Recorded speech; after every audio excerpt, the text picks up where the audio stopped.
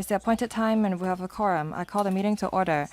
The meeting will end at 6:30 p.m. If necessary, I may extend the meeting by 15 minutes. If I may remind members, if you have any direct or indirect pecuniary interest in relation to the items of discussion today, please act in accordance with Rule 83A of the Rules of Procedure. Disclose the nature before you speak. I also like to draw members' attention to Rule 84 of the Rules of Procedure about voting in case of direct pecuniary interest. We only have one item to discuss today, FCR 2024-2537. Members are invited to approve the creation of a new commitment of $33.5519 billion for implementing the subsidy scheme for abolition of MPF offsetting arrangement. The Labor and Welfare Bureau consulted the panel on manpower on the 28th of October 2024. To answer members' questions, we have Secretary for Labor and Welfare, Deputy DC for Labor, Mr. Ho, and their colleagues. I will ask Mr. Lam Chen-sing, Chairman of the panel, to report on the salient points of discussions in the panel on manpower. Thank you, Chairman. On the 28th of October 2024, panel on manpower discussed the abolition of MPF offsetting arrangements, as well as the expenditure on engaging an agent. The members do not object to submitting the proposal to the Finance Committee for scrutiny. Members understand that the goal of offsetting the MPF, abolishing the MPF offsetting arrangement is to protect people's retirement. In order for the arrangement to be implemented on the 1st of May 2025, members urged the government to step up publicity among the sector. The administration said that they will enhance their publicity and promotion and remind members of the public that the 5% of MPF contribution from the employer cannot be used to offset the severance pay and long service payment anymore. There are 20 members who have pressed the button. I will read out the names. Mr. Chao Man-kwon, Mr. Stanley Tang, Mr. Tang Ka-pyo, Mr. Chan Shu-hong, Mr. Stanley Ng, Mr. Edmund Wong, Mr. Su Ka-fai, Mr. Kenneth Leung, Mr. Chan Wing-kwong, Mr. Adrian Ho, Mr. Lam Chen-sing, Mr. Kwok Wai-kun, Mr. Lee Chen-kun, Ms. Jovi Chan, Mr. Chao Xiu-chong, Rock Chen, Ms. Judy Chan, Mr. Robert Lee, Mr. Kan Kim-por, and Mr. Kingsley Wong. Mr. Chao Man-kwon. Thank you, Chairman. Regarding the subsidy scheme for abolition of MPF offsetting arrangement, I think that it will go ahead. I support it as well. But I'd like to ask how we can lower the administrative cost. On the 23rd of June, we approved a 40 million odd funding to develop a platform to cater to the implementation of the abolition of MPF offsetting arrangement. Email and fax, as well as postal applications, are allowed under the arrangement. As you already have this platform, maybe you will accept traditional ways of submitting application at the initial stage, but at a later stage, you should not accept such traditional ways of application. Under the $33 billion, only $30 billion are involved in the actual operation. For $3 billion, they are for the processing agent, and you have to pay some $80 million for the processing agent per year. How can we save the cost?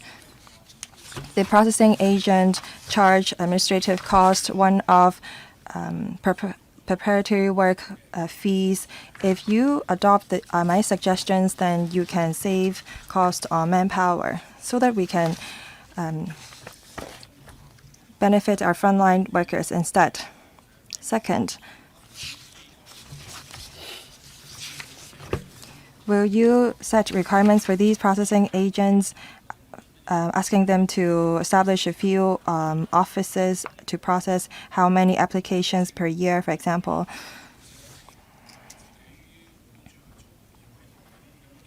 The Labor Department is not the one to process the application, but the processing agent. The cost per application is $1,100 to $2,000 to process these applications. In 2021, under the repayment of maternity leave cost scheme, you did engage a processing agent. Is it better for us to take up the job, or is it better for us to engage a processing agent? Will you review that as Secretary, Mr. Sun? Thank you, Mr. Chow, for the question. We share the same views. We all want to lower the administrative costs. The estimated administrative costs hinges on the results of the invitation of expression of interest in the market, and that's how we come up with the estimates. The final figure will depend on the return tender price. First, regarding the ways of submission of applications, we have developed an online platform. We hope that employers make use of online means to submit their applications. But there are some 300,000 employers, especially SME employers who are old, that are operating small business. They may have difficulty submitting their applications online. So that's why we accept different ways of submission. Some people like to go to our office to submit the application. We accept all these forms of submission. As this subsidy scheme will be here for 25 years, the first contract will only last 39 months. After these 39 months, if we find that most people actually submit their applications online, maybe we will change our ways of accepting applications. But I think that at the initial stage, we should make it convenient for the employers. Second, is it better for us to take up the job or the processing agent to take up the job? When we first proposed this subsidy scheme, the members at that time asked us to contract the service of processing applications out. If we don't contract it out, then the cost would be even higher. The cost of engaging a processing agent is lower than having civil servants process all these applications. So this plan is set in stone. At the same time, we try to lower the cost. According to our previous experience on the repayment of maternity leave costs, we also engaged a processing agent, but what they look at is completely different. We cannot compare apple to orange. Next, Mr. Stanley Tang.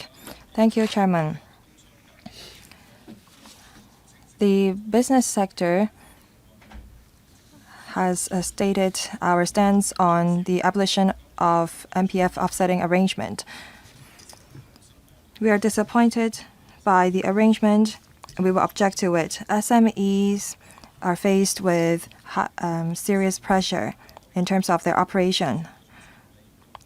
We think that after abolishing the FPF offsetting arrangement, businesses will be faced with higher costs.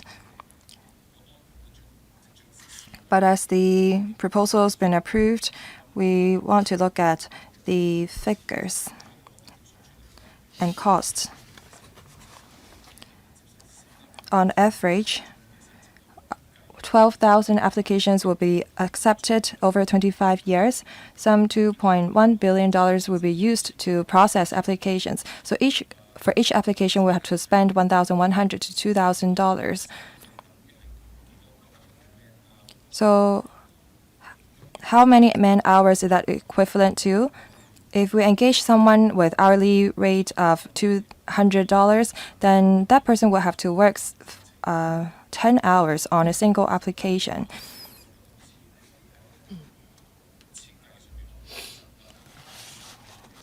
Maybe the design of the application form is very complicated. That is why the workers have to take up a longer time to process it. How do we streamline the procedures so that we can lower the costs? That's my question for the Secretary. In other countries, for tax refund, taxpayers can choose different enterprises to receive their tax refund. After 39 months of contract, the processing agent may offer some better suggestions after having their experience. 陳祖恒議員，我都明白大家都係關。 Secretary Sun, thank you. I understand that you're all concerned with the administrative costs. Well, we estimate that out of in the 25 years, we will need about 2.1 billion. But then, for the first couple of contracts, the cost, of course, would be a bit higher because this is the first time we're doing it, and there's more government subsidy in the first few years. We believe that someone might want to give it a try.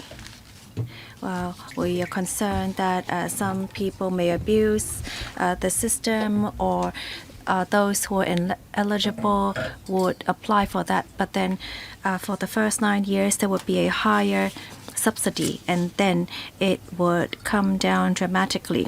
So after discussion, we believe that after 1 or 2 contracts, in the latter 10-odd years, there might be a more inexpensive option. AI has been developing rapidly. After the first few years, with experience and with accumulated data, in the future we may be able to save cost. However, for the first couple of contracts, I think it's difficult for us to go out of our traditional framework of outsourcing. Mr. Chen said that with competition there would be better options. Would you actually recruit one more agent? Well, for this sort of service model, it's actually cheaper to secure only one because we need to provide a minimum fee to the agent. There will be competition because we're not going to continue using the same agent if they are not up to standards. We hope by doing that they will need to work for the contracts in between contracts. Thank you. Mr. Tan Ka-Piu. Thank you, Chairman.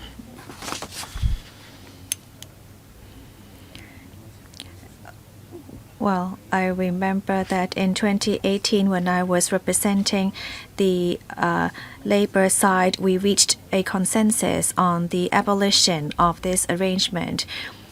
At that time, many of the provisions under the employment ordinance would remain the same, that the severance pay, long service payment would remain the same, and then there would be a deadline. There would be no taking retrospective of these payments. And thirdly, the business sector, we understand their views, and we are in support of the government in subsidizing the business sector in the first few years. So this will come into effect in May of next year.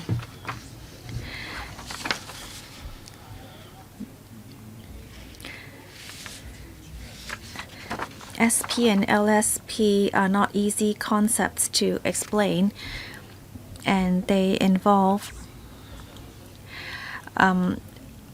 where to draw the line.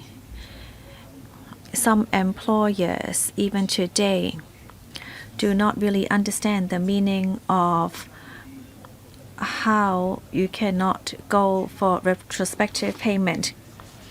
So some people may believe that it's best to dismiss all the employees before May 1st of next year to save cost. This is the wrong message. Therefore, the government needs to do a bit more to ensure that it would give rise to instability and that people really understand the arrangement. The Secretary should really make clear of this arrangement that if there really is beneficial to employer to dismiss all employees before May 1st of next year. Secretary, thank you for giving me a chance to explain. So when this arrangement comes into effect on May 1st, 2025, employers actually would not find it beneficial to dismiss employees. It's actually even better to keep the employees because, as Mr. Tang said, will not take retrospective. So all the severance pay and long service pay before May 1st could still be offsetted. Only the pay starting from May 1st cannot be offsetted, and so you have to understand that there is a cap. The most you can receive is 390,000.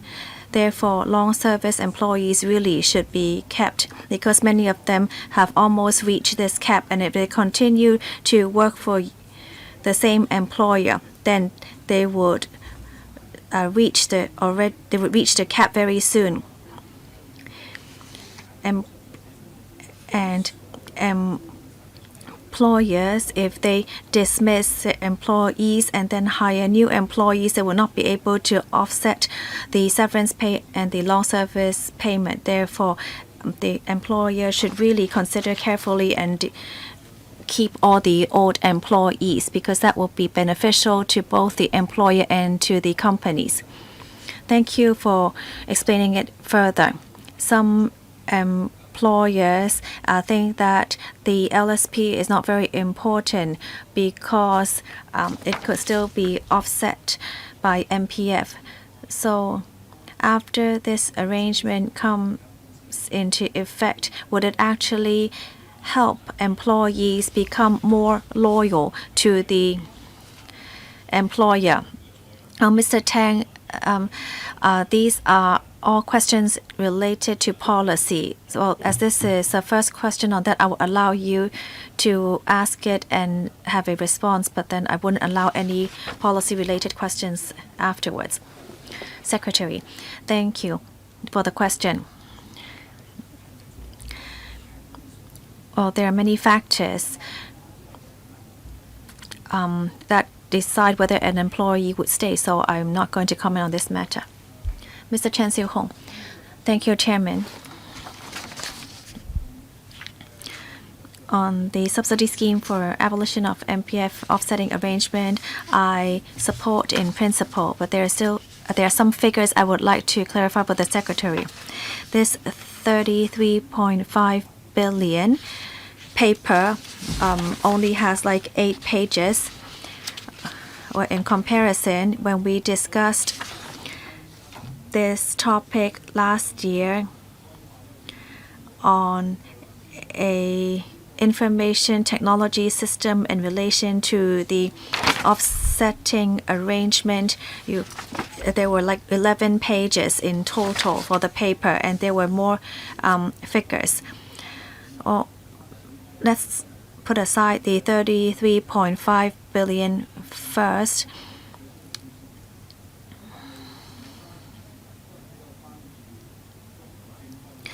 I think we are more concerned with the administrative costs. I understand why the government has to outsource it and engage a processing agent, and I agree with the Secretary that there is not enough manpower within the government to do that. There are pros to hiring an agent, but it's very costly. So we're talking, if you divide it up, so that's around $1,100 to $2,000 per unit cost. Well, if there's only 90,000 applications per year.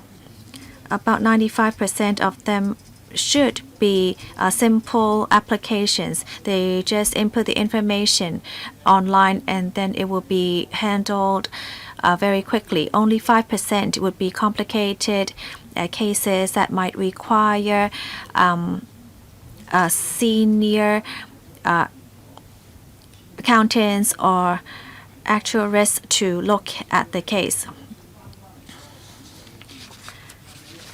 Well, do you see this with the invitation of the expression of interest?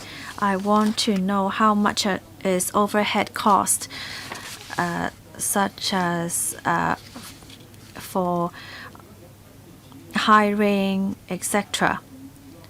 Otherwise, we might have the misconception that the secretary is wasting money. Or let's say there are 93,000 applications per year. So is that a base number from what you see on the EOI? If it's less than 93,000, can you actually take out the cost for that? We don't want the government to have someone monitor the processing agent.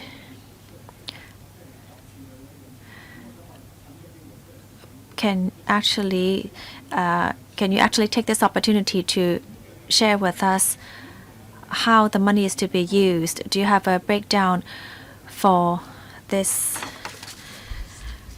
money? Secretary, 4 questions. Thank you, Mr. Chen, for your question. Well, there are actually not many pages in this paper. You have to understand why we're using so much money. The most important page you need to read is the formula in calculating the subsidy. It took many years of hard work and discussions to come up with this formula that the government will provide a 25-year SSA. That's actually an arrangement that everyone accepts. Well, it's only on 1 page. We tried to simplify it, and that takes up the big portion of the cost, and that's the subsidy. I agree with you that it's more flexible to have it outsourced to an agent. We don't know the actual number of applications per year. By outsourcing it, then they can actually be more flexible. Our colleagues are setting out guidelines on how many applications need to be completed per year, and then it will be calculated by exceeding numbers. Let's say in 2027, it wouldn't be 90,000 applications. Maybe there's only 60,000, and therefore the cost will drop. I can invite Mr. Lai to share with you how to calculate it properly. Do you have anyone from the Labor Department to monitor the PA? We are not going to recruit more people. We are not going to increase manpower. Ms. Lai. In the design of this scheme, we have conducted a market survey earlier this year. And we have received tender and quotations. We have actually taken the average price. We're still inviting tender. The ultimate cost, of course, would be up to the winning tender. we have actually considered many different options to try to reduce the administrative cost. We have asked our tenders to give us 3 figures. The first figure, the preparatory fee on May 1st of next year. When this comes into effect, there will be 3 months to allow them to conduct preparatory work such as renting offices and hiring and training people. So they would need to give us a figure of that amount.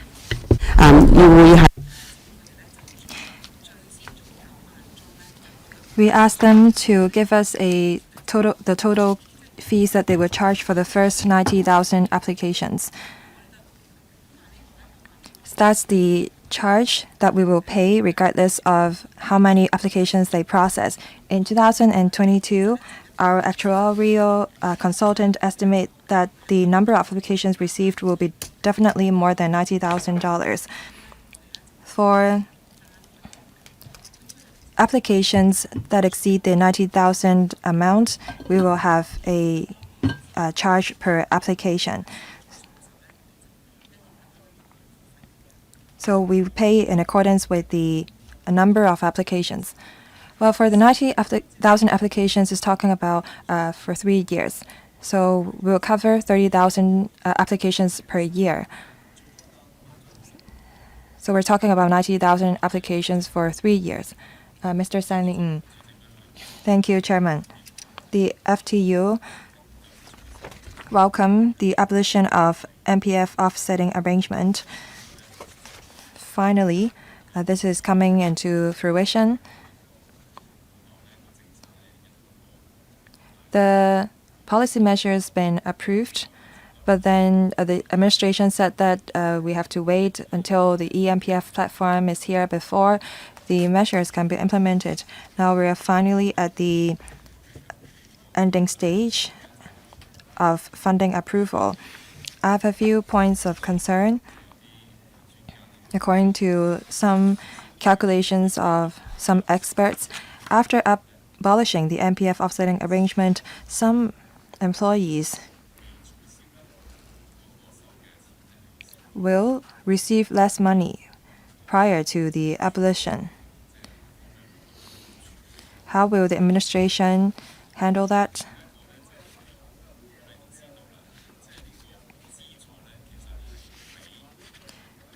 We know that the subsidy is for employer.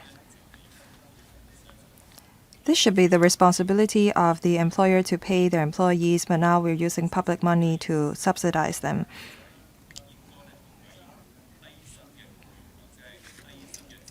For employers and employees with low income, the administration will contribute for the MPF on behalf of the employers. Has the government fulfilled their promise? Third,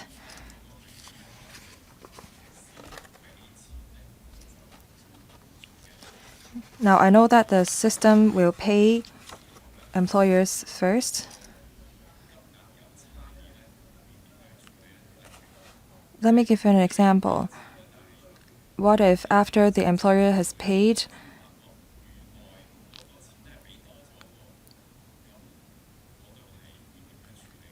and you discover that you have paid more than you should after you receive the application?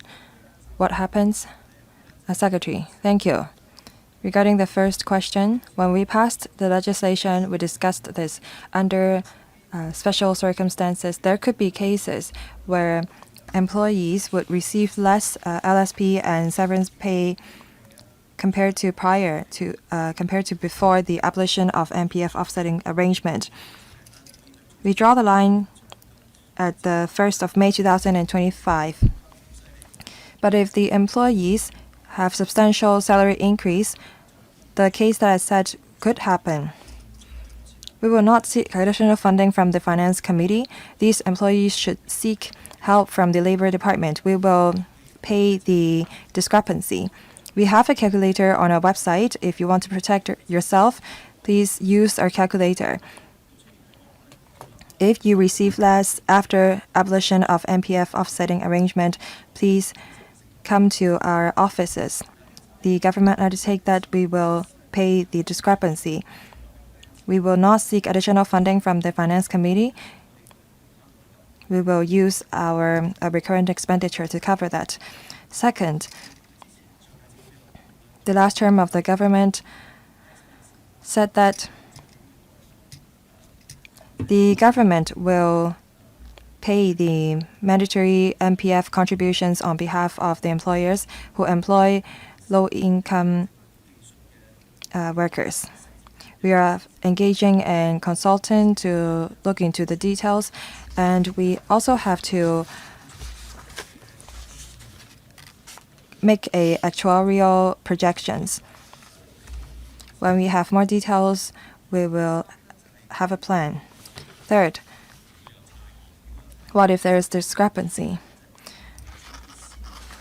Well, first of all, the employer must pay all the SP and LSP first. Only after the payment can they seek reimbursement from the government.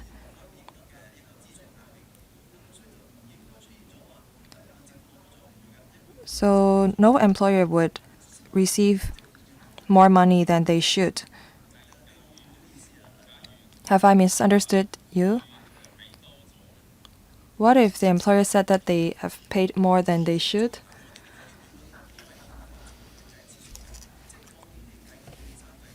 We ask the employer to set out their calculations for SP and LSP, and we will also verify the calculations. We only give out the right amount. So the employer should be held responsible if they pay more than they should. Mr. Ng said that he understands. Mr. Edmund Wong. Thank you, Chairman.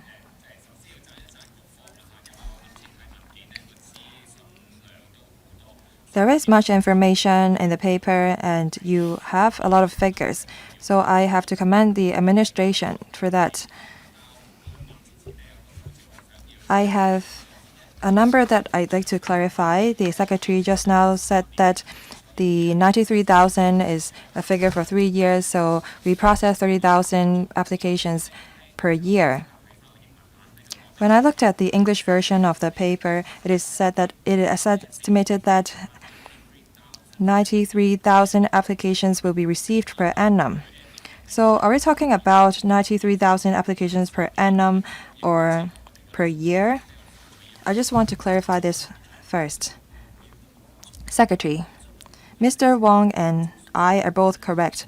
The actuarial consultant estimate that the processing agent will receive about 93,000 applications per annum for the initial 3 years.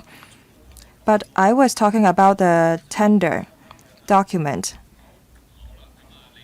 We will cover 30,000 applications per year. In the footnote, it is said that some $100,000 will be involved. The actuarial consultant was engaged in 2002, but over the years we have the Ukraine war, the U.S. Presidential elections, among other events. Is the figure enough still? The secretary said that they will not seek additional funding from the Legislative Council. Is that right? You will not seek more funding than $33.5 billion? Chairman, the subsidy scheme will last 25 years. That's a quarter of a century. In a quarter of a century, a lot can happen. The economy would go up and down. That's why we engage an actuarial consultant to make projections for the next 25 years. They have taken best case scenarios and worst case scenarios into consideration. The funding we sought will be enough to cover the bad days. So please understand that we think that the amount is appropriate.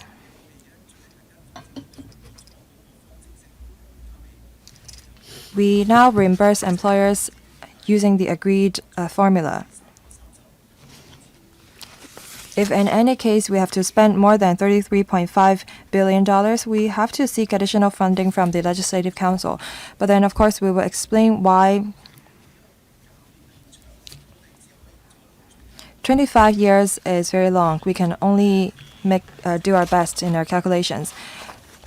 Secretary, you said that there is room for a reduction in the administrative cost. Please lower the cost before you seek additional funding. I also like to ask about the administrative cost. It accounts for 6% of the total project costs.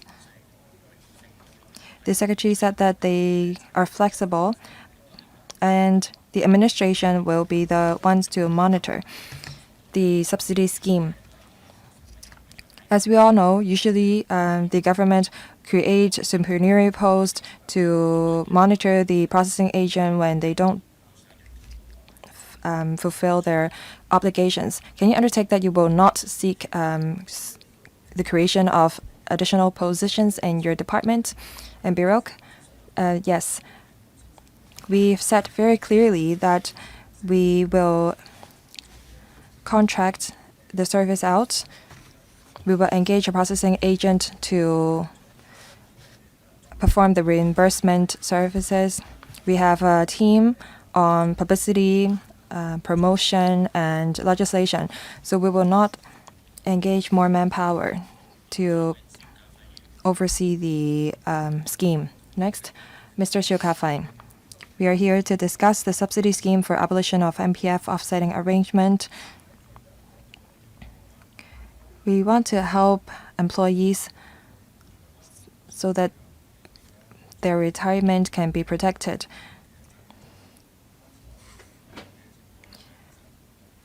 The point of dispute previously was who should pay the severance payment and the LSP.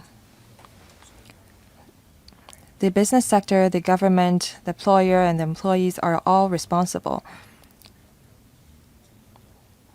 Now, the business sector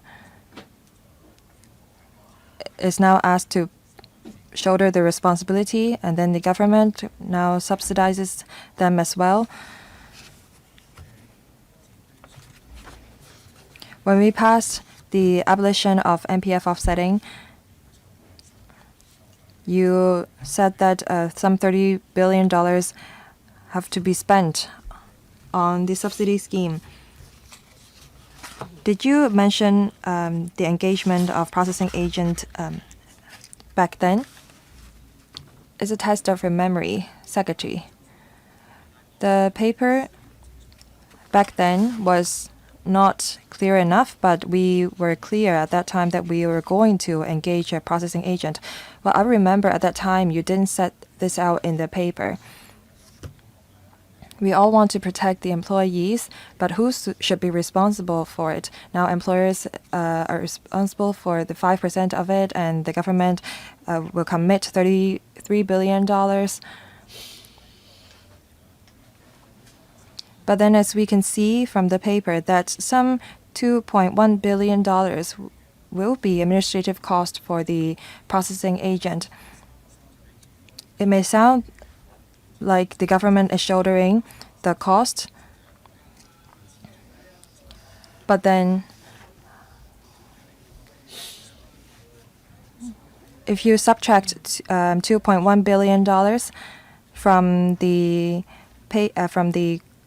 commitment, the government is just shouldering some $30 billion of cost.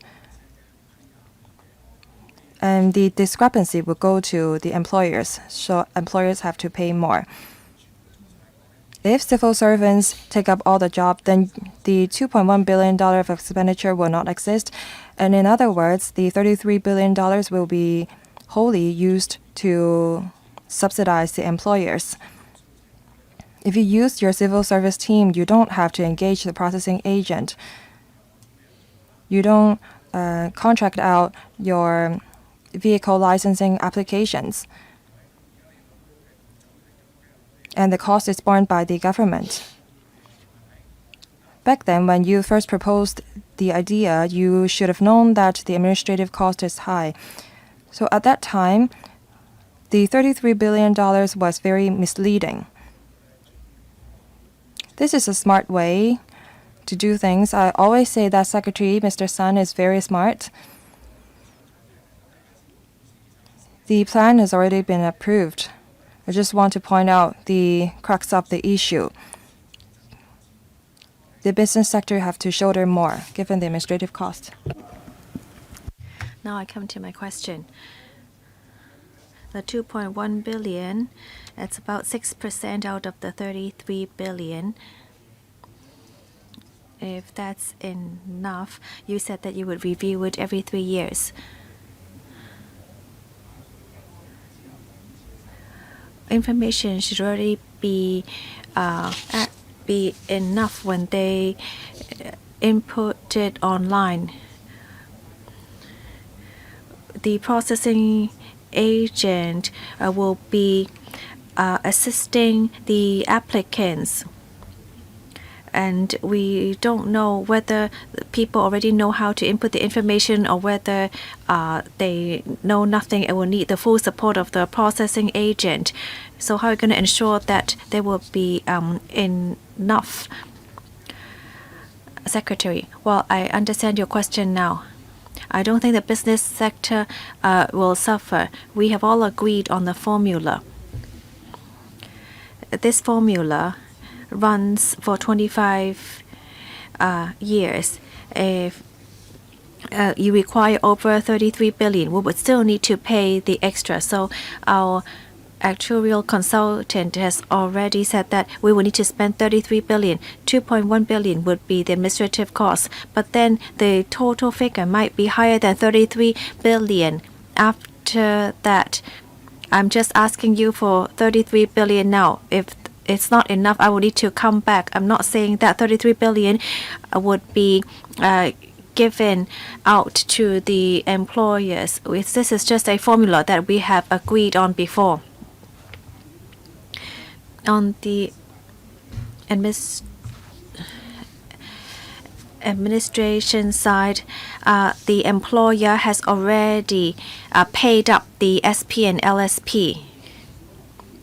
Some employers may not have enough experience. They sometimes did not provide adequate information, so they would need to submit the required documents. If they have nothing to show you, that means that they haven't paid the SP or the LSP. But then, of course, the format will differ from each company. Let me follow up on my question. Okay, the 33 billion for 25 years. Let's say the 33 billion runs out in 10 years, and you will need to come back to LegCo for more money to complete funding for this arrangement. So it would not be adequate. I recall that someone asked before what would happen when there's not enough money, and someone said that you might have to dig into the bankruptcy fund, but that's something else, right? So as long as there's not enough money to run this, then you would come back for more. Now I understand. Our secretary, if you recall, we both support helping the employees. We were worried during COVID that many companies would close down due to COVID, but now unfortunately times are tough now. Let's just hope that not many more businesses will close down. Secretary, this is only an estimated number. We have just agreed on the arrangement for the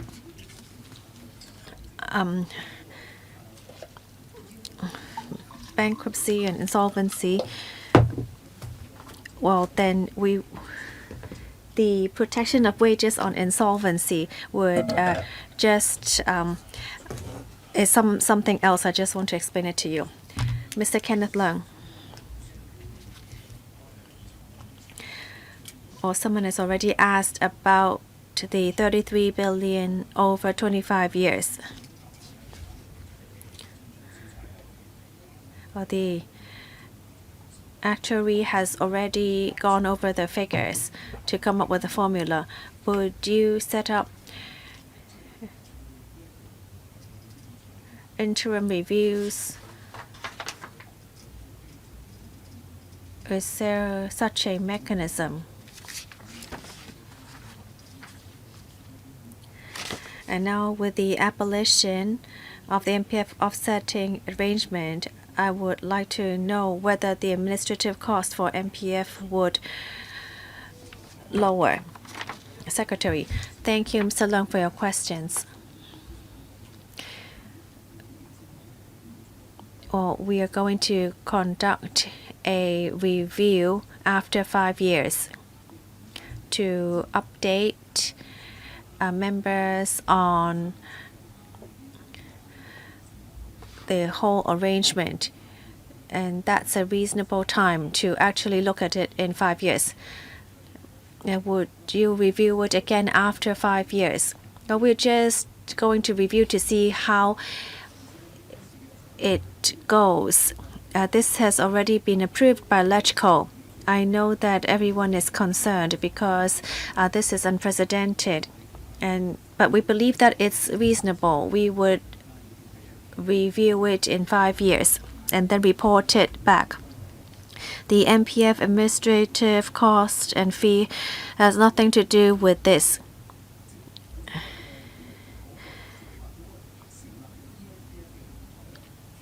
The setting up of the eMPF platform is to reduce the administrative cost, but that is not under the Labor Department. Secretary. No, Mr. Leung, are you saying that you are going to review it every 5 years or only just review it after the first 5 years? Well, we promise to review it after the first 5 years. And then what? Oh, then we will decide when to review it again. The first 6 years enjoy the highest subsidy. Mr. Chang Wen-Kwong. Thank you, Chairman. Although I do not object the government engaging a processing agent, you spending 2.1 billion to engage a processing agent is really very expensive.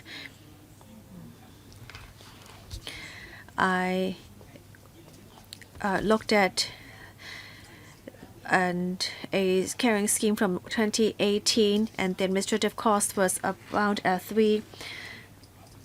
311 million, which is around 2.7% of the total of 11.3 billion. And then in 2020, for another scheme, the administrative cost was about 360 million, which is around 7.5%. And then for the 5,000 consumption voucher, the administrative cost was only about 1.6% of the total figure. So this time we are spending 33.5 billion, and administrative cost is 2.1 billion, which is 6.6%. This percentage is much higher than other schemes. And in June of last year,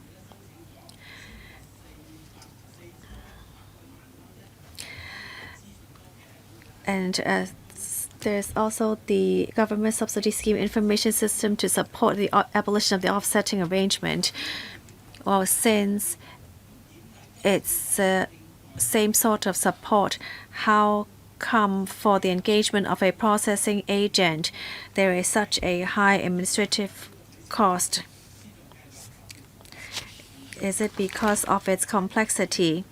And according to paragraph 5 of the paper, the scope of work of PA is not only to vet applications, it also needs to hold public engagement activities to gauge the views and submit management and statistical reports and financial audit reports. I think that those should be the responsibilities of the Bureau. If you actually ask the PA to listen to the views and feedback of stakeholders and how we're going to do well on this arrangement. The government should listen directly from stakeholders on views and feedback. Otherwise, they wouldn't be able to conduct a fair review and assessment of the scheme. Secretary, thank you, Mr. Chen, for your question. Now, Mr. Chen has quoted many schemes as on the administrative costs on the different schemes, but this one is different. For cash payout schemes, it's more simple, so the administrative cost could be reduced. We think that actually the strongest reference we have would be the reimbursement of maternity leave pay scheme. And actually, that's also the same, about 6.6% as administrative cost. We have actually also consulted the sector to come to this figure. As I said earlier, we hope that after the first couple of contracts, we could try to reduce the cost. On public engagement, I'd like to defer to my colleague.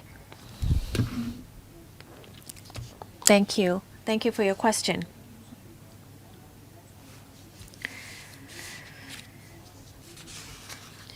We would engage the processing agent to help us with these activities because they would be at the front lines. They would be facing the employers, the employees. That doesn't mean, however, that the Labor Department will not do anything. The LD will continue monitor the progress. There will be indicators on when the applications should be completed. We request them to submit quarterly and annual reports on progress. You mentioned stakeholder work just now. They would help organize activities for stakeholders, but LD also has the responsibility to listen to stakeholders' views, so please be rest assured. I'd just like to follow up, Chairman. Since there would be the LD monitoring them, so why couldn't you just take it up yourselves instead of outsourcing it to a processing agent?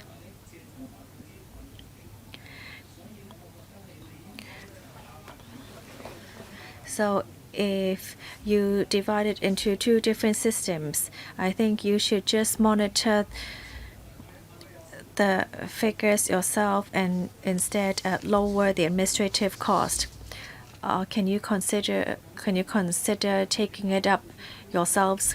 The processing agent would mainly be responsible for handling applications. Or when they submit figures to us, then from the policy level, we would then decide how to go forward or how to use the data in our review. So this is what we would do on the side of the Bureau. The processing agent and we will be taking on different work. Well, how about you wait for a second round as time is up? Mr. Lam Chen Singh. Thank you, Chairman. I support this item because this is actually part of the subsidy that on the abolition of the offsetting arrangement. There was also a designated savings account previously, but I think we are putting it on hold at the moment. I remember at the time of a discussion, we also talked about 25 years. We're not just going to support it when times are good and not just when the economy is suffering. We do want to help the employees. I just want to follow up on the question of Mr. Stanley.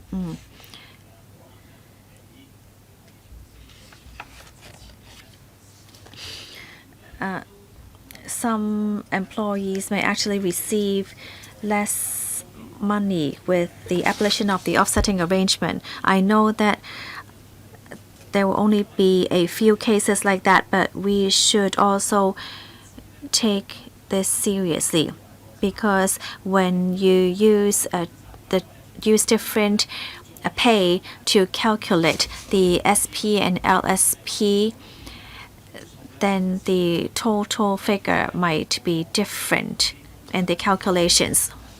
即係都 We calculated the SP and LSP that the workers may get for them. Some of them, if they have have their salary increased substantially after the abolition, then they may receive less SP and LSP. That would undermine their interest. The calculation is extremely complicated. Some employees don't know if they are suffering a loss. Will you make sure that the employees are aware of the calculation? The administration should be more proactive in terms of publicity and promotion. My second point, we have a similar arrangement. That is the reimbursement of the extra 4 weeks of maternity leave pay. We know that employers are responsible to pay the SP and LSP, but we do have this precedent of government subsidizing 4 weeks of maternity leave pay. Will you roll out other schemes to, say, increase paternity leave by 2 days and subsidize employers to provide childcare days for their employees, or shoulder some of the salary cost of the employees? Just like the WFAO, maybe you should engage just one processing agent to coordinate all of these reimbursement schemes. Over the long run, we may be able to save money. Thank you, Chairman. 2 questions. First, on the calculation of LSP and SP, there's controversy, and how will you handle that? Second question, that's a policy question, but I will still allow it. The Secretary. Thank you, Mr. Lam Chen Singh. As for the first question, that's a great one, because some employees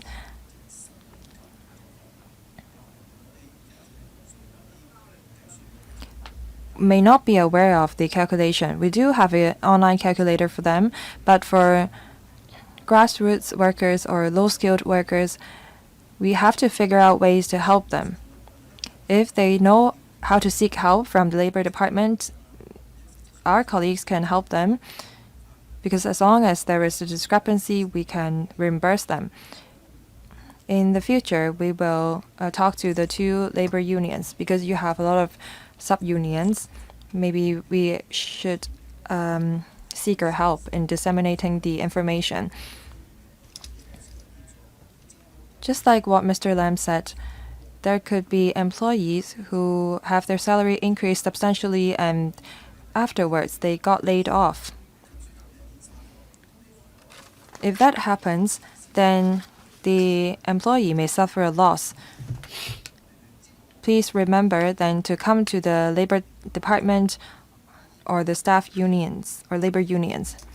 Second, regarding the contractor arrangement, can we engage a single processing agent to handle the reimbursement of maternity leave pay scheme and the subsidy scheme for abolition of MPF offsetting arrangement?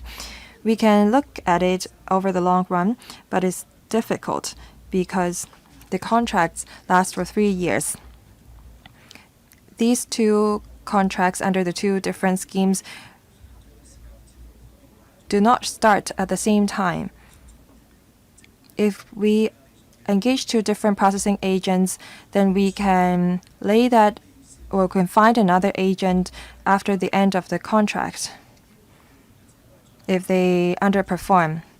We will see if we should engage a single processing agent for the two schemes. Next, Mr. Kwok-Wai-Kun. Thank you, Chairman. Next year is the 25th anniversary of the implementation of the MPF scheme. Finally, we are abolishing the MPF offsetting arrangement. That's a piece of good news for employees across the territory. This is a great improvement to our policies. I hope that the administration will improve their publicity and promotion. By abolishing the MPF offsetting arrangement, we can further protect people's retirement. And it's easier for employers to retain their employees because if employees resign on their own, they will not be entitled to LSP or SP. When the employers close their business down, lay off employees who have worked for a long time, they will have to pay the LSP and SP. The administration is offering protection of 25 years. This has alleviated the burden of the business sector. But then eventually, the business sector have to shoulder all the costs. I have 2 points of concern. First, on publicity.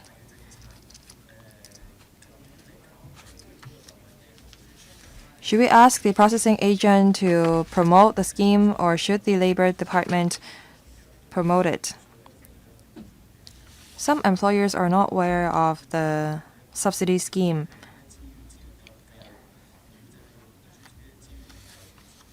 Is Labor Department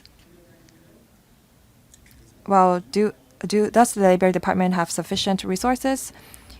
When we passed the legislation in 2022, I said that I was concerned about the security guards and the cleansers who have a 2-year contract, and if they have, say, $100,000 in their MPF account, their MPF will be offset by 50%, and they will end up only having $50,000 in their account.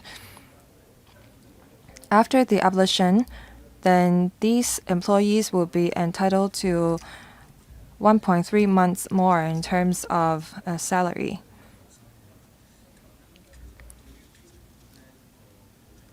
So we have enhanced protections for grassroots workers, but are they aware of it?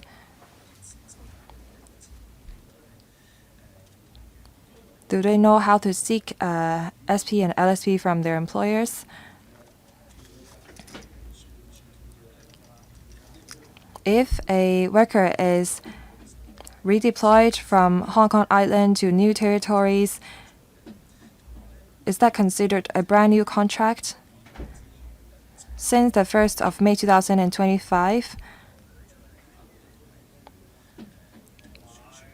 employers will no longer be able to obtain subsidy from the government for the employees that they recruit thereafter. Secretary, Publicity and Promotion. Chairman, I'd like to ask Mr. Raymond Ho to supplement. Thank you. On publicity promotion on the abolition of MPF offsetting arrangement that's underway, the Labor Department is responsible for it. We have set aside resources for that. Apart from online information dissemination, we have also prepared information kit for employers and employees so that they know what the salient points of the arrangement is. We will step up our publicity and promotion in the following months. Thank you. Next, Mr. Lee Chen-kan. Thank you, Chairman.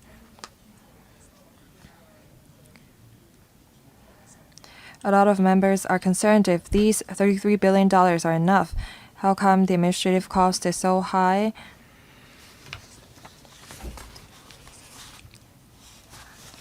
The administrative cost account for some 6%.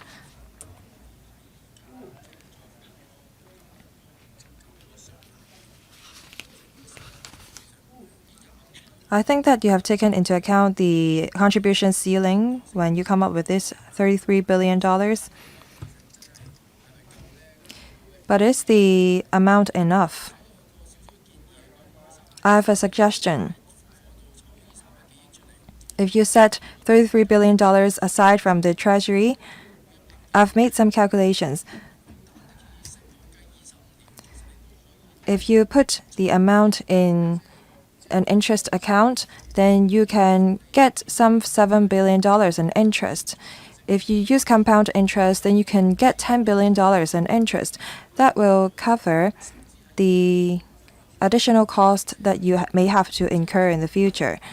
So will you consider placing the $33 billion into your fund pool so that interest can be generated, or maybe you can purchase fixed deposits with the amount so that the subsidy scheme can continue to help SMEs to offset their MPF. Will you consider such arrangement, Secretary?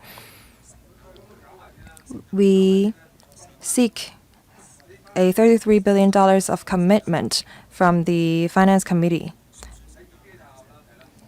That's a commitment. We're not asking the Finance Committee to send such money to the LWB.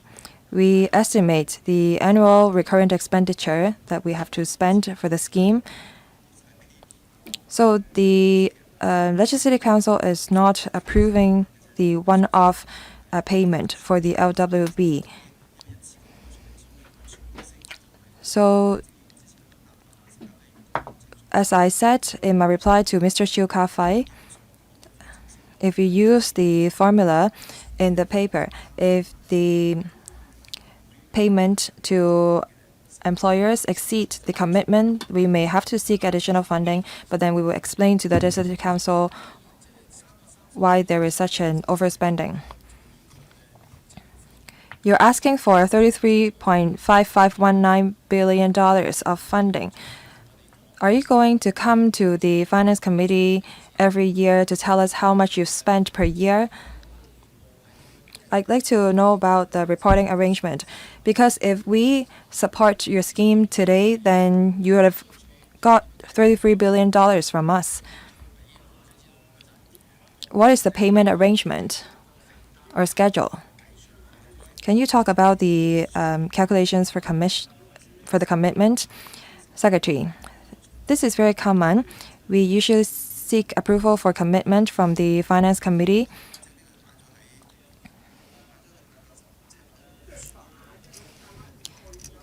The scheme is under the subhead of 90 under the Labor Department. We have an estimate every year, and you will see that there is a commitment of $33.5519 billion. And under that, we will say cash flow $1 billion. And we will seek Legislative Council approval for the recurrent expenditure of $1 billion every year. So we need the Finance Committee to approve this commitment, and for the annual expenditure, we need to seek approval from the Legislative Council as a whole under the budget. I think that my suggestion was great. If you can put $33 billion in a fixed deposit account, then you can generate interest from that. Mr. Lai, let me supplement. Thank you for your question. As Mr. Sun has said, we are not placing or depositing these $33 billion in our account. We estimate our annual expenditure and seek approval from the Legislative Council. For the rest of the commitment, they will stay with the Treasury, and Treasury has investment income. 咁咧就下一位係陳永欣議員，唔該。 Mr. Ovi Chen. Thank you, Chairman. Abolishing the MPF offsetting arrangement has been something that our party has been fighting for years.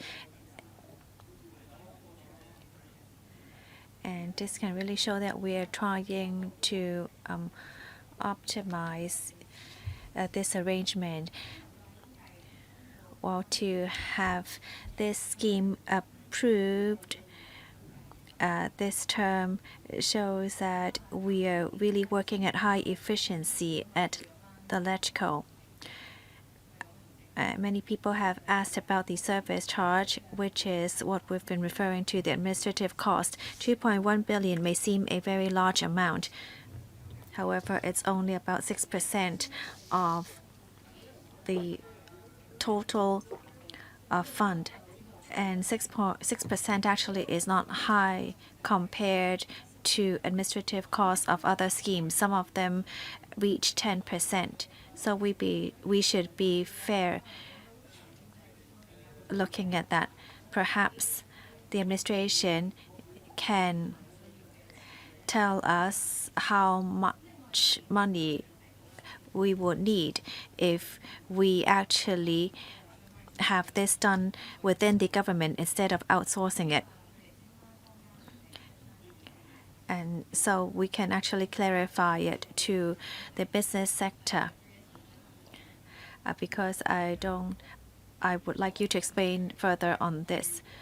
All right, for the processing agent fee, the Secretary has explained it quite a few times, and on the sort of like the public engagement activities, how much would that cost? Thank you for the questions. We have not calculated how much money it would take to have it done within the government, but I can tell you that it would be much higher than the estimated amount. But by how much, I cannot give you an answer because I don't know how much would be approved. We do know for sure that the cost would be high to have it done by civil servants. Our original plan was to outsource it, so we didn't calculate the other figure, but I can tell you for sure that will be much more expensive. As for how much money has been used on public education or advertising, can you tell us? In 2024 to 2025, it will be about 4.9 million, and 25 to 26, we estimate that it will be around 7.8 million.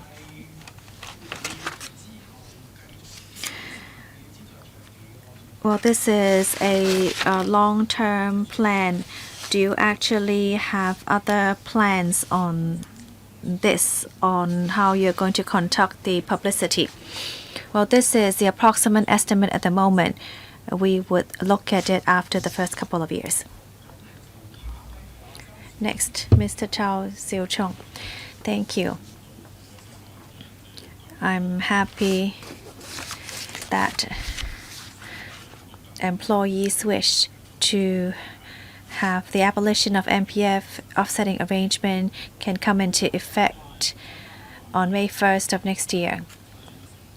I agree that the government must take up financial obligation to support employers in the transition,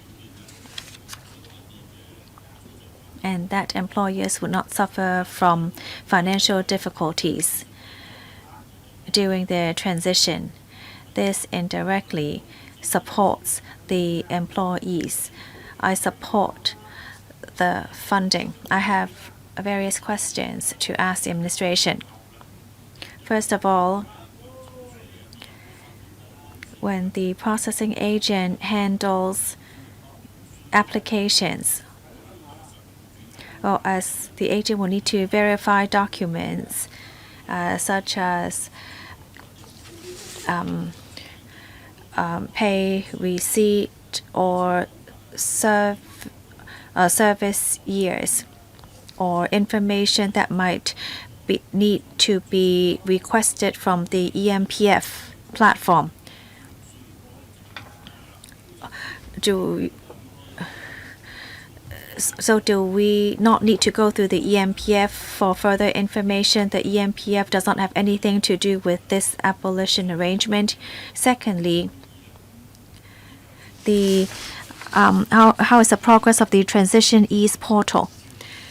This portal is for the PAs to use. Well, don't tell us that the Transition Ease portal is not ready before May 1st of next year.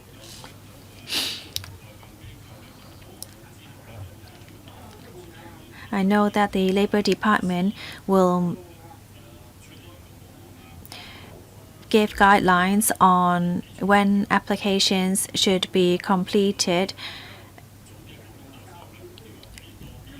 Would they require a certain number of manpower on the side of the processing agent? And what if the processing agent suddenly suspends operations? What will be the contingency plan of the government? It might take a long time to invite a new tender. How can the administration ensure that the public is not affected by such emergencies? All right, so you have a few questions, contingency plan, arrangements, etc. Secretary, thank you. I want to reiterate that our arrangement is totally separate from the EMPF platform.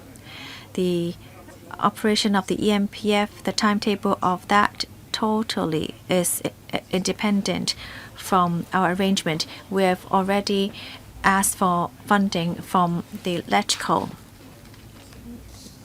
and we are actually on track. We are very confident that as long as our funding can be approved this time, we will be able to have everything ready by May 1st of 2025. Well, is there a minimum number of employees under the processing agent? We do have many demands. My colleague can share with you more details.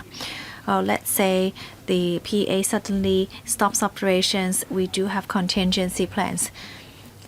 However, you don't have to worry. To win such a tender, these PAs are usually large-scale companies, and they basically are not local companies. They would have a presence elsewhere, so they would know how to handle this, and we do have very strict demands and requirements, and that somewhat is reflected in the funding. We request that there must be at least 73 people working on the applications. Other than that, we don't look at the exact number of people working. We actually want them to complete a certain number of applications and within a certain period of time. You asked whether the PA was suddenly suspending operations. As the Secretary said, if the company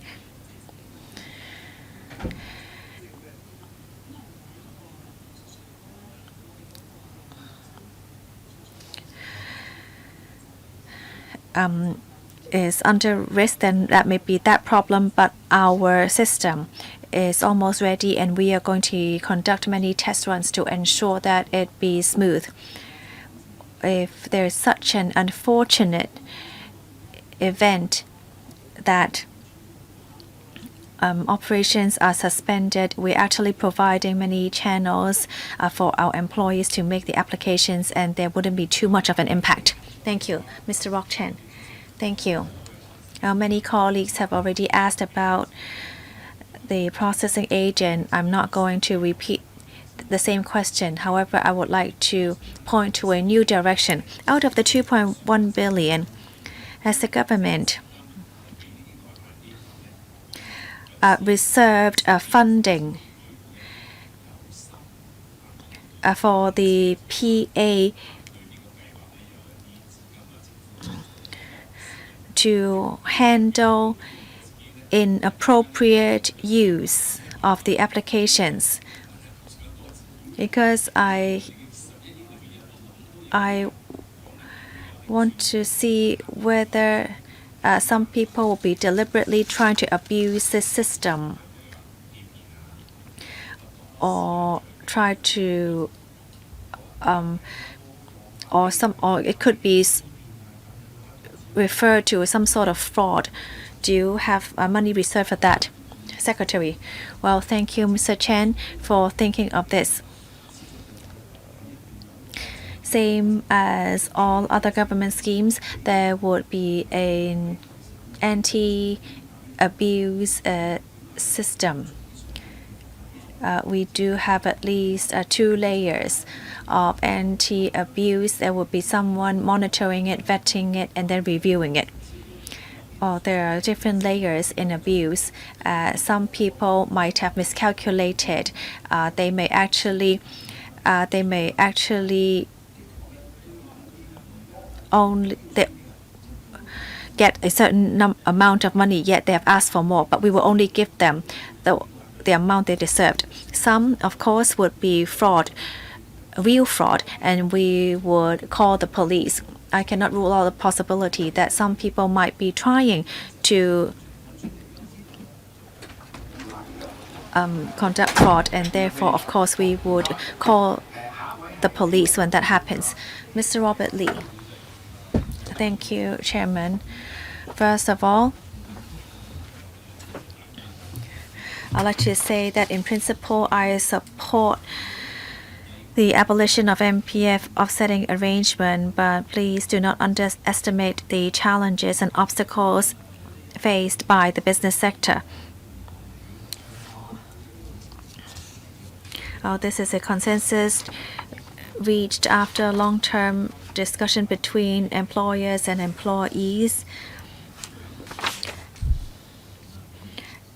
And this is a commitment for 33.5 billion. The arrangement will run for 25 years. It is actually quite a long period of time. I would like to thank the administration for providing support to enterprises, especially to SMEs in 2021. Some members have asked about the actuarial consultant on its estimates. So some questions have been raised in 2022, but now we get 2024, and members are concerned that the environment has changed and there would be an impact. Have you considered the different scenarios, the best scenario or the worst scenario?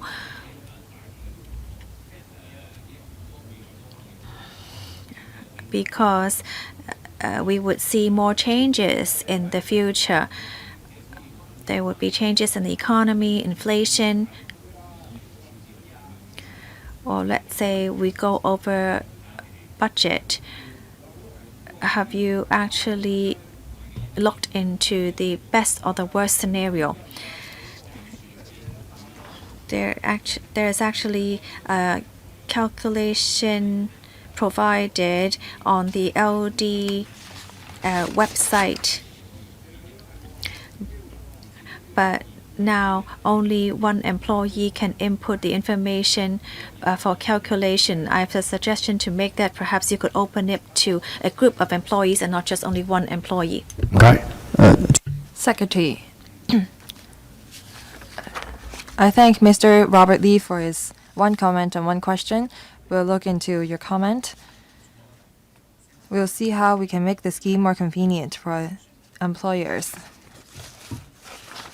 We don't just look at the best case or worst case scenario. In the actuarial projections, the consultant have taken into account the potential risks and opportunities over the next 25 years. To put it simply, the consultant have taken into account a lot of safety coefficients when they estimate the number of applications and the amount of payout. We think that the projections is reliable. In the 5th year of the scheme, we will conduct a review.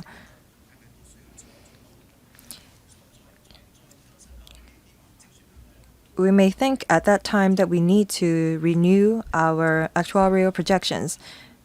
And the projections done at that time would be more accurate because the scheme has been ongoing for 5 years. Thank you. Is it possible that the payout would exceed the commitment to a great extent? Of course, we have to look at the actual circumstances before we make assessment. Although you are going to review it in the next 5 years, we're looking at this amount today.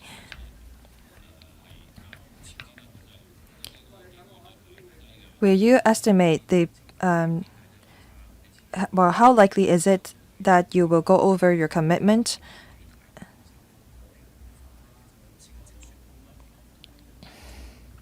I think that the projections is quite fair because we know our labor force do not go up or down substantially. We have 3.5 labor force in the market, and it doesn't really change over the years. The amount of LSP and SB expenses do not fluctuate to a great extent. In SARS, we saw a huge surge in the SP and LSP payout. We have taken into all these scenarios. Thank you. Next, Mr. Chan Kim Par. Thank you, Chairman.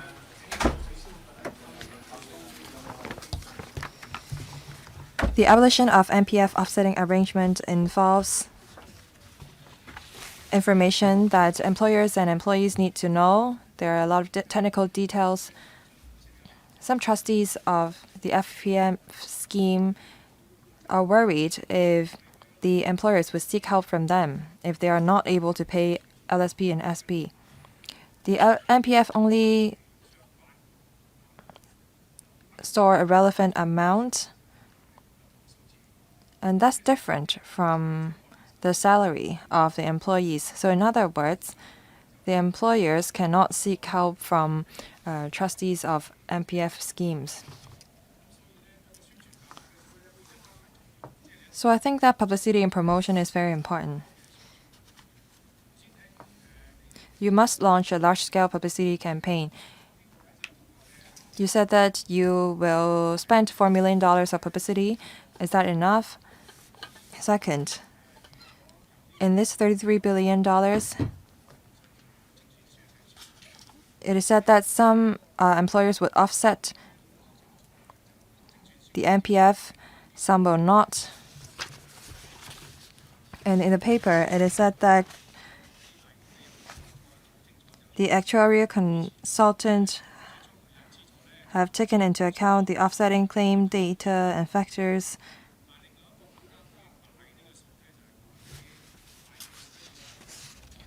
It is said that a lot of large corporations don't offset their MPF against SP and LSP. However, with the arrangement and subsidy scheme, in the future, large corporations and medium enterprises may seek subsidy from the government. In that case, is the actuarial projections still accurate? Because in the future, given the subsidy scheme, enterprises who didn't use to offset MPF will do so. because they can get subsidy from the government.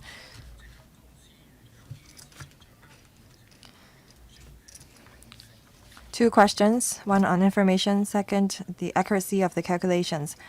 Chairman, I thank Mr. Chen for the two questions first. I think he's talking about the responsibility of the employer and what the responsibility of the MPF trustees are. Under the prevailing ordinance, employers must keep records of salary payment of the previous 12 months prior to the resignation or prior to the exit of the employers. Under the subsidy scheme, when the MPF offsetting arrangement is implemented on the 1st of May 2025, the employer must keep the salary payment records for 12 months prior to that. For LSP and SP generated after that date, they will not be able to be offset. So in other words, employers must keep records of salary payment for 12 months prior to the 1st of May 2025. I'm worried that some employers don't know that they have to keep employee records. Secretary, sorry to interrupt. I am asking if the $4 million is enough. A lot of publicity and promotion don't really cost money. Say, collaboration with trade unions, labor unions, because we have to educate the employers. And we also rely on human resources management associations. We don't have to spend much on that, but for advertisement placement, that would cost money. Second, under the actuarial projections, well, I think you're asking if we just rely on past figures when we estimate the number of applications that we will receive, because that only reflects part of the employers. Some employers did not offset SP or LSP, but actually the actuarial consultant have taken this scenario into account. They foresee that some employers would claim subsidy from the government in the future. Next, Mr. Kingsley Wong. Thank you. The labor sector has been advocating for this abolition of offsetting arrangement for a long time. Mr. Wong, can you speak into the microphone? Can you start again? Thank you. Chairman, the labor sector has been advocating for the abolition of MPF offsetting arrangement. Over the past 20 years, some $60 billion of SP and LSP have been offset. So I recognize the administration's commitment. They're spending $33 billion to make the arrangement more effective and to alleviate the burden of the business sectors. But some SMEs still have some misunderstandings. Some of them think that they would benefit if they fire their employees prior to the 1st of May 2025. I have two questions. First, for the $4 million for publicity and promotion, will you target SMEs? Because 90% of business in Hong Kong are SMEs.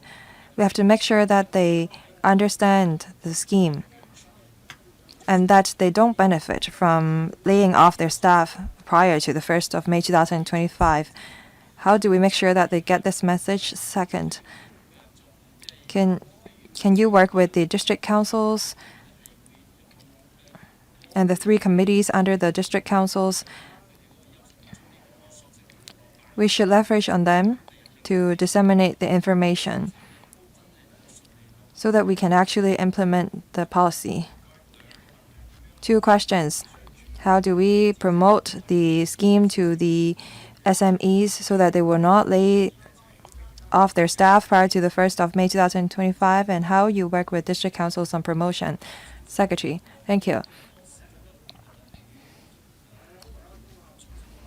When we discussed the legislation on the abolition of MPF offsetting arrangement, that was a heated topic. We explained very clearly to the SME employers that the change does not happen overnight. All SB and LSB generated before the 1st of May 2025 can be offset.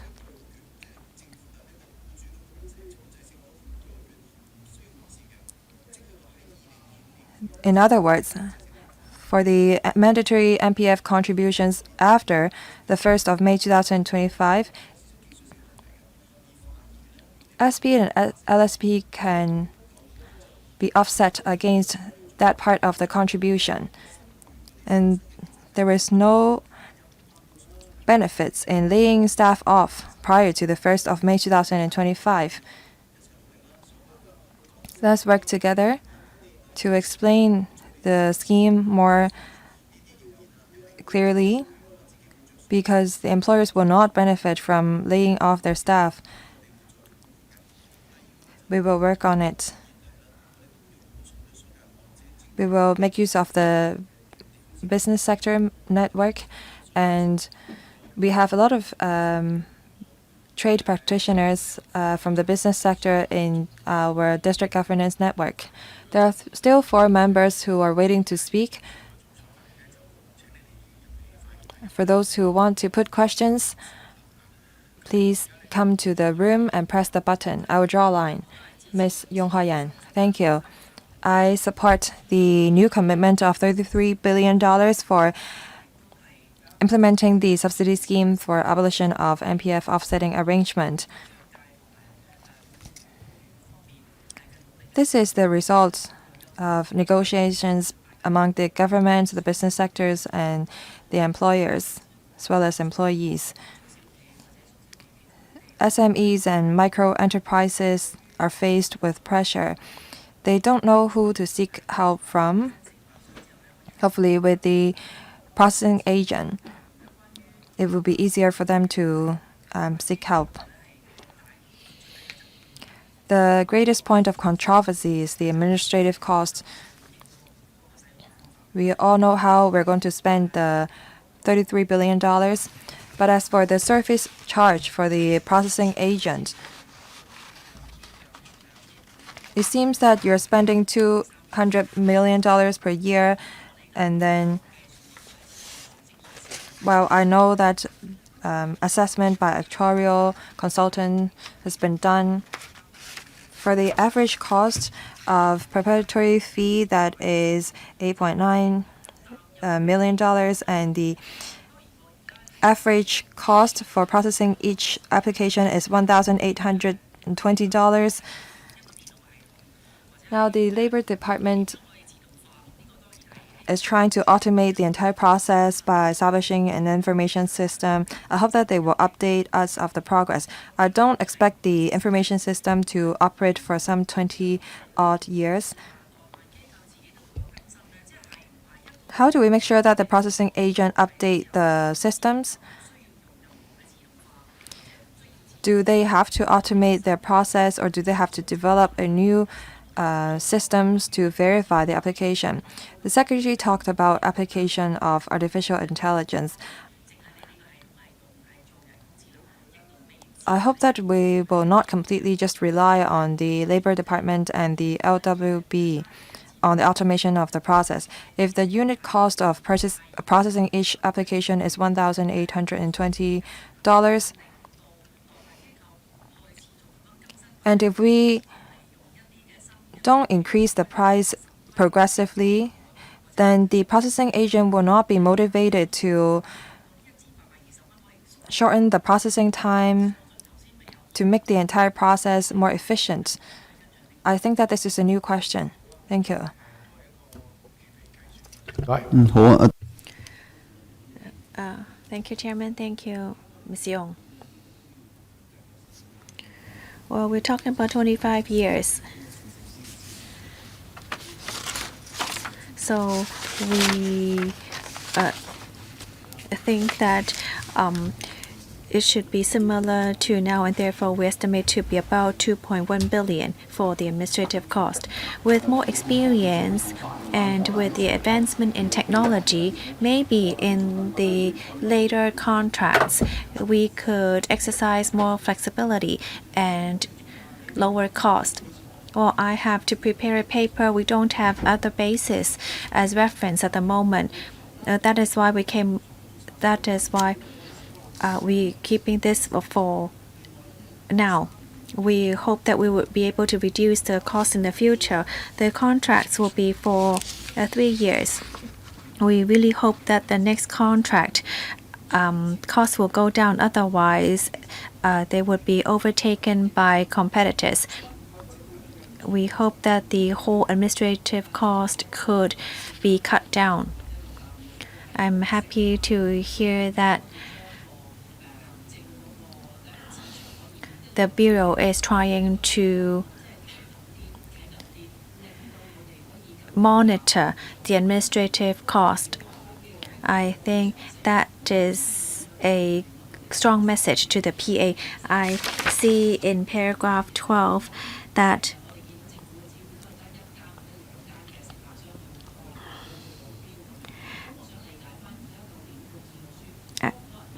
for the expression of interest, do we have more than one? Because sometimes, there would only be one company.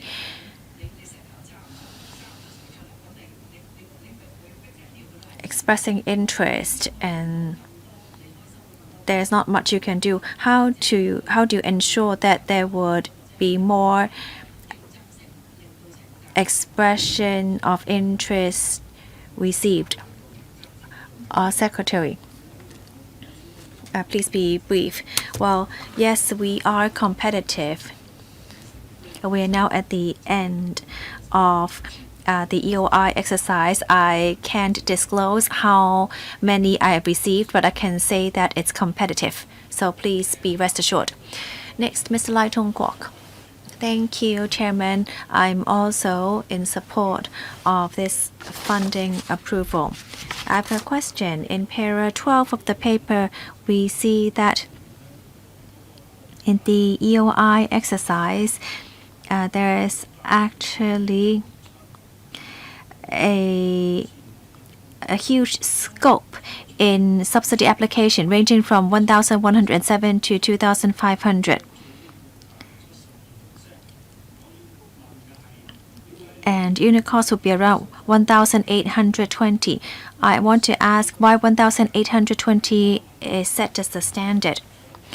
Second question, the Secretary, in addressing previous questions, mentioned that if the PA does not perform to standard, then you would switch to another one. And these companies are all large-scale companies, so there won't be much of a problem. However, if you are to dismiss this PA and hire another one, then how are you going to handle the applications during the empty window period?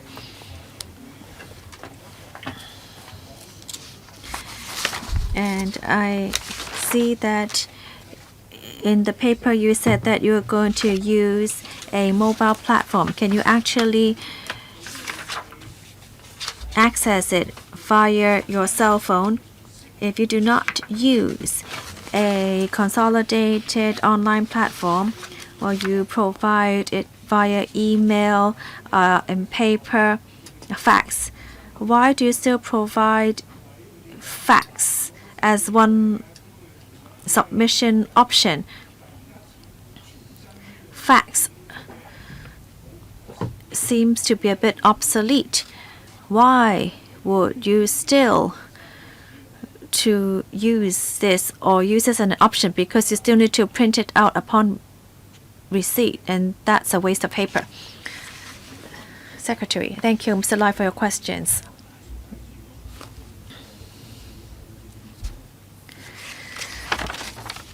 Well, through the EOI exercise, we can actually come up with the median number. Well, we must make an assumption when we are making estimates. The exact number wouldn't be clear until we pick our PA. This is just an estimate. We know for sure that it wouldn't be this number, but we don't know today yet because we are still in the midst of the EOI exercise. Second question on PA. If the PA underperforms, I said that we can switch to another one. Or maybe I wasn't clear. Well, the first service contract would be 39 months. If the PA does not perform up to par, then we can actually change to another contractor.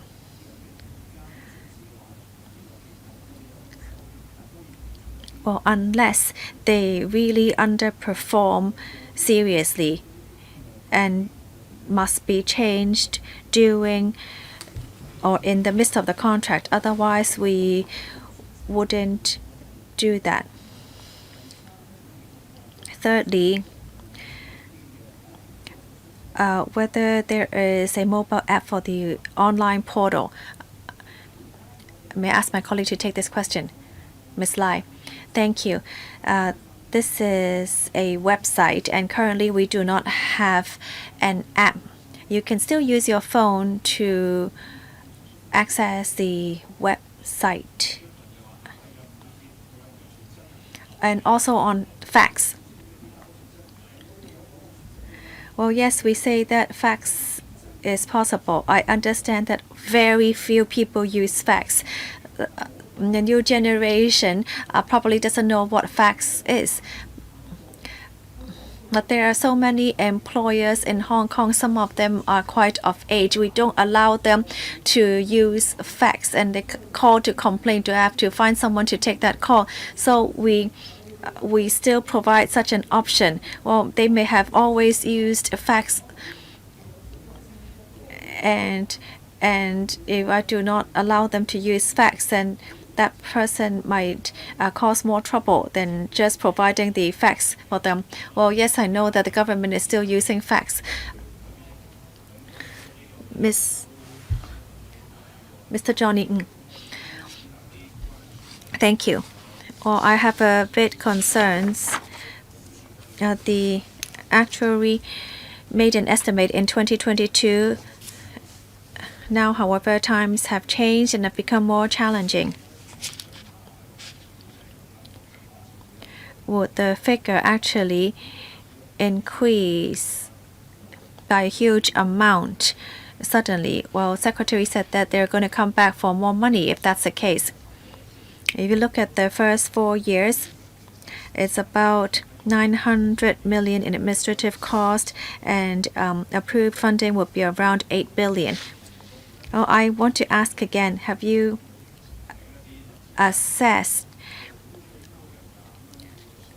that it would be cheaper to actually have the administration employ people to do? Well, this question has been asked 3 times. Well, I can answer for the secretary. Well, they haven't assessed this. All right, for publicity.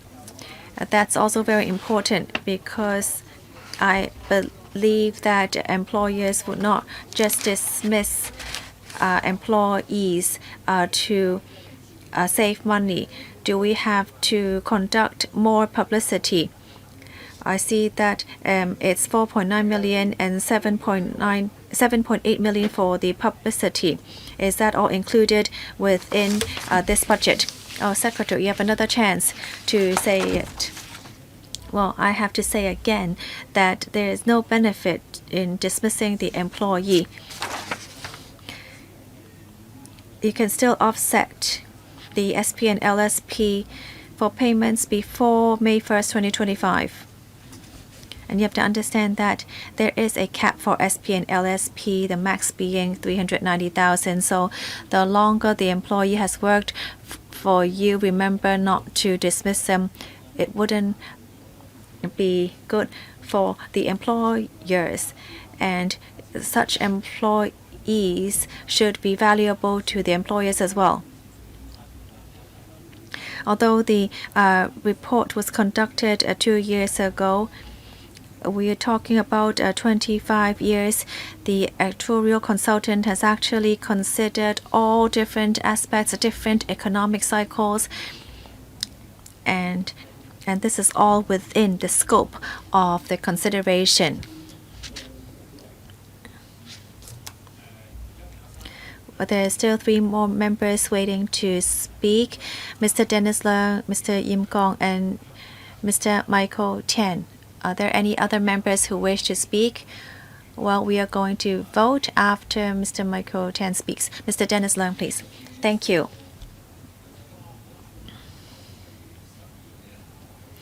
On the implementation of the subsidy scheme for abolition of MPF offsetting arrangement, I really like to thank the administration for having it passed. It's been a difficult 25 years, and employees finally see the light at the end of the tunnel. But then the upcoming 25 years would be even more challenging, as the government would need to take up commitment to help share employers' expenses. The severance pay and long service pay were defined years ago, and we have heard comments saying that there should be a review on the calculation of the SP and LSP. There might be pay increase in the future, and if we do not change our formulas, then employees may have to suffer, as their rights and benefits will not be guaranteed. I understand that the Bureau would come back for more funding if this current amount runs out, or some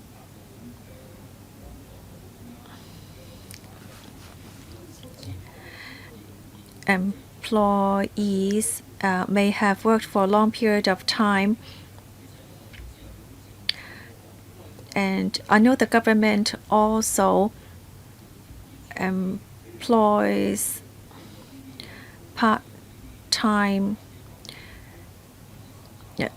people to work on this. Would you actually need to recruit more part-time employees to monitor the processing agent?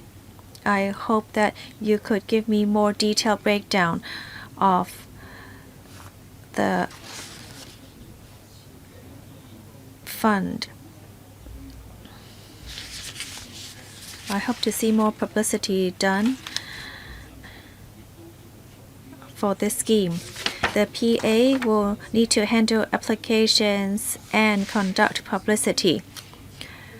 They may put the focus more on applications approval and forget about publicity. How do you balance out such work? What measures can the administration take to ensure that the PA will perform? Well, the first question has been answered. Secretary, how many LD staff is responsible for the scheme? Thank you. Mr. Leung asked 3 questions. Some of them are irrelevant. He asked about the maximum, that is the ceiling for LSP and SP. At this point, we don't plan to review the ceiling and the percentage in relation to LSP and SP. Regarding the manpower under LD, I've answered that previously. We will not add additional manpower. I will ask my colleague to supplement. They are working on legislation, enforcement, and a series of work. They will also take up the job of monitoring the processing agent. After LSP and SP payment of the employers, they can seek subsidy from the government. If those SP and LSP are generated after the 1st of May 2025, we have the experience under the reimbursement of maternity leave pay scheme. Not all employers would seek subsidy from the government. Due to various reasons, some employers may not apply for reimbursement from the government.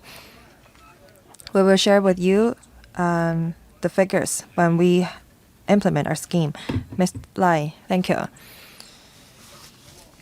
Under the Labor Department, how many colleagues are working on the abolition of MPF offsetting arrangement? Well, civil servants don't just focus on a single project. For colleagues who work on the arrangement, we have 39 of them. But I've stressed again that these colleagues don't just work on the subsidy scheme. They have other duties. The colleague next to me doesn't just look at the abolition of MPF offsetting arrangement. He also look at the reimbursement of maternity leave pay scheme. Take myself as an example. I also look at a foreign worker policy, but some 39 colleagues are involved. Next, Mr. Yim Kong. Thank you, Chairman. A lot of members ask about the processing agent. I will not repeat them. So my question is this. In the paper, it is said that the Labor Department is inviting tender for the processing agent. I wonder why the contract lasts 39 months instead of 2 years or 2.5 years. If the processing agent underperform, will we end the contract prematurely? Is there an incentive penalty mechanism? Because if they underperform at the initial stage, then we are stuck with the processing agent for another 2 years. Let me ask my colleague to explain. Usually, the contract lasts 3 years. You ask why the contract doesn't last 2 years, 5 years. We have to strike a balance. If the contract is too short, then the fee will be very high. If the contract is too long, we can only we have to be stuck with the processing agent for a long period of time. We think that a 3-year period is the right period. I will ask my colleague to supplement, and if there is any mechanism to punish underperforming processing agent. Thank you. As mentioned by the Secretary, we need stability and continuity with the processing agent because this is the first contracts that we will see. In 2025, we didn't have relevant arrangement. Agent will need time to accumulate experience and improve their service. So we think that the 39-month contract is appropriate. As I've said, this is a brand new scheme. We allow the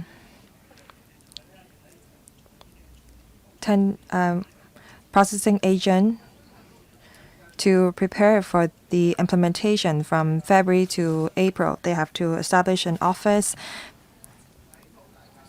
They have to recruit staff. They have to train the staff, and they have to formulate guidelines to make sure that the operation is smooth. So we allow a 3 months time for the processing agent to prepare. As I've said previously, the tenderers have to give the quotations on the preparatory fees. As to how we control the quality, as I've said, we engage the processing agent to process applications. The Labor Department monitored the performance of the processing agent closely. We meet with them every month. We see if they have come across any difficult cases that needs intervention. We communicate with them on a daily basis. If they underperform, we do have conditions under the tender document. Well, we've set multiple indicators. If they don't meet the indicators, we can deduct fees from them. But this is just a remedial measure. More importantly, we must work with them very closely to make sure that they provide quality services that meet our standard.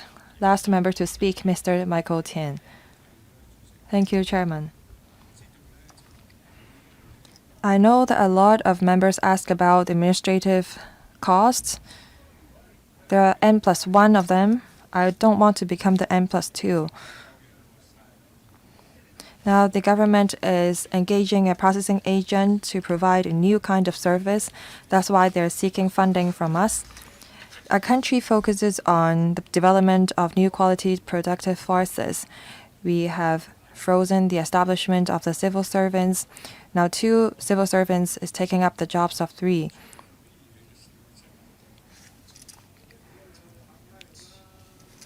So under what circumstances would the government engage contractors instead of hiring civil servants? Has anyone asked this question? No one asked this policy question. Will you allow my question? I think that this is a policy question. Mr. Sun, Secretary, may not be able to speak on behalf of the entire government. I can target the question. I can ask a more targeted question. You will be providing new services in the future. Are you going to seek funding for engaging as subcontractors or contractors every time? What kind of service can be provided by existing civil servants? What kind of service will need to be outsourced to contractors? Mr. Sun, please stay within your remit. Thank you. I can only speak for the Labor and Welfare Bureau.